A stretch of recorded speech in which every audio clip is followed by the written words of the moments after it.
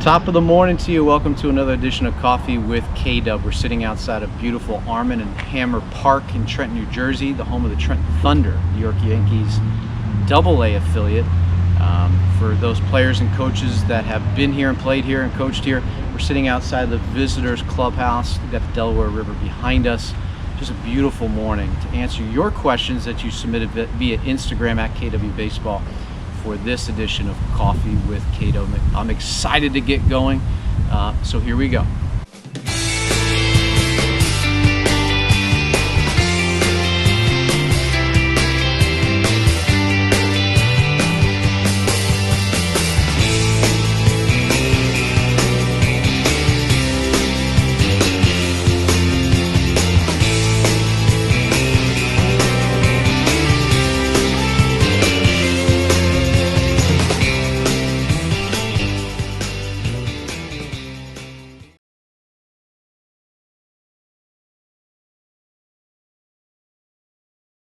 Yeah, hitters are going to be in a slump one way or the other. You know, any hitter that goes into a season thinking that they're not going to be in the slump, they're kidding themselves. So coaches, we have to stay ahead of things. We have to really understand how they tick, what makes them tick.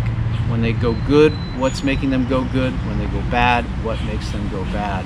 Because when they get in the slump, we have to have the answers ready for them. We can't try to figure things out when they happen. When players come to us, we need to be ready with an answer, something very simple, to the point, and that's going to fix them right away. So that takes a lot of legwork on our behalf to do that, to stay ahead of it. And the other thing too is, because it could be a swing change, it could be a mentality, an approach thing. Sometimes it's just a matter of what you're swinging at. Guys are like, man, I can't get a hit, I can't hit that curveball, but they're swinging at that curveball in the dirt that's 45 feet in front of them. So it could be sometimes what they're swinging at. But at the end of the day, for me, we have to relay to that player, like, listen, if it took you 2 weeks to get into that slump, it's going to take you 2 weeks to get out of that. Now, that might not be something that they want to hear, but we have to understand, and they have to understand, more importantly, that patience and persistence with this. We have to have a purpose to what we're doing. We have to have that answer to their question. But it's also, if it took them 2 weeks to get in it, it's going to take them 2 weeks to get out of it. And if you're playing every day and you have a long season, for sure, 2 weeks seems like a long time, but at the end of the day, at the end of the 2 weeks, and you have a plan to get them back to where they want to go and when they want to get to, then 2 weeks is not that long of a time. And so have an answer for them, and then make sure that you're telling them that, hey, it's going to take as long to get out of this as it was to get into it.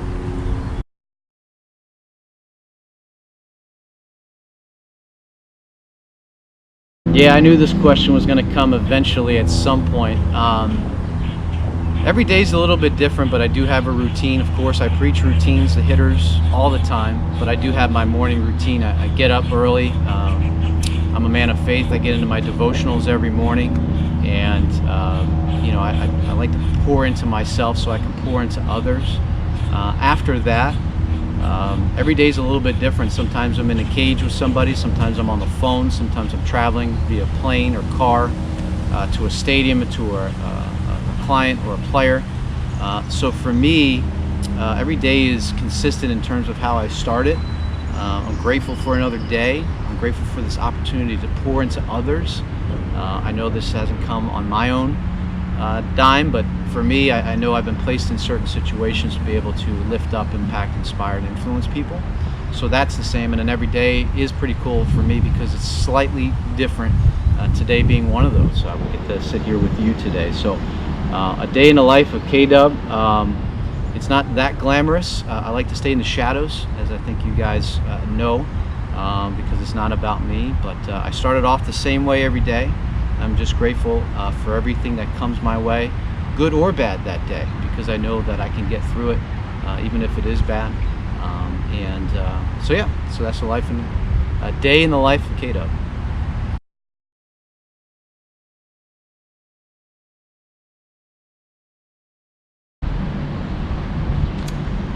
Yeah, so recently I've started to run. After I retired, 2006 was my last year. I ran for a couple years after that to try to get back into shape. I got a little bit out of shape after I stopped playing and stopped working out. But my knees, just from playing, was just too much, so I couldn't really run. So I started walking, and part of my walks was almost a gratefulness walk, a walk that allowed me just to be by myself and collect my thoughts and really help me help others, so to speak, and really get myself in a good spot. But recently I was talking to, well, first of all, the inspiration came from Luke Melms. Follow Luke Melms on Instagram and Twitter. Luke is a former baseball player. He is the founder of Baseball and Business. You want to check them out on social media too. But Luke was an inspiration. He runs every day. He's a Crohn's. He lives with Crohn's, and he's a survivor of Crohn's. And what an inspiration. He and I talk frequently, but I saw him running every day. I'm like, man, I need to get a little bit more cardio in my life. I want to try this running thing. My knees may fall apart, I don't know, but I want to try to get a little bit more cardio in. And so what I'm doing is I walk 3 miles a day, but for 5 minutes of that 3 miles I run. And so far so good. My knees are not falling apart, but at the same time, it's a struggle a little bit, but I feel good after. It's just kind of like a workout. So I'm going to keep doing it while I can, and I'm going to try to add a little bit to it, because I talked to Dana Cavalier, who's a good friend of mine who worked for the Yankees for 12 years as a performance director. He was in charge of all the guys like Jeter, and he's got a World Series ring in 2009, beat my Phillies, thanks D. But he was talking to me the other day of just start slow, and every week add a little bit more to it. So I'm doing 5 minutes a day right now, and I'm walking the rest of those 3 miles. So far so good.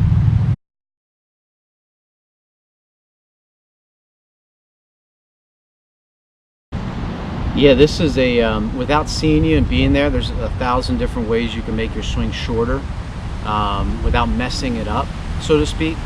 But I think just a general rule of thumb is, as the velocities get higher, we want to swing that is direct to the inside of the baseball. We don't want to be these big swings and leave the barrel back. That may work in front toss, that may work in slower pitching. But I promise you, when you see some velocity and some movement, if you're spending a lot of your time back here, you won't be as successful as you want to be. So being short to the ball is just being direct to the ball, A to B, stuff that hasn't changed in hitting for good hitters for over 100 years. So I don't think anything being direct to a ball is going to mess you up. A lot of the times a lot of guys are back here trying to swing, and their swing path is back here. Basically what you're doing by being direct is picking it up and putting it out here. So for me, being direct to the ball, to the inside, however that is for you, that's always a good thing as a hitter, is if you can be direct to the inside of the baseball, good things are going to happen for you.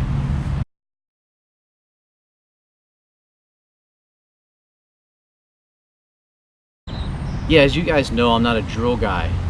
If you listen to Coffee with Kdub or our podcast, KWB Radio, I'm not necessarily a drill guy, so there's not really one drill for everybody pre-game, but I think this goes back to routine.